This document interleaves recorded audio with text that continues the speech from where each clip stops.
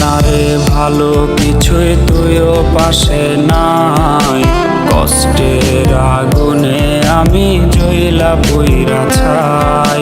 লাগে না রে ভালো কিছুই বাবা পাশে নাই, কষ্টের আগুনে আমি জ্বলা পুইরা ছাই।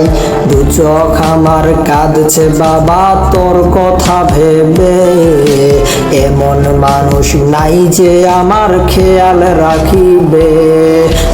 তোর মতো কেউ জল মুছে দেয় না,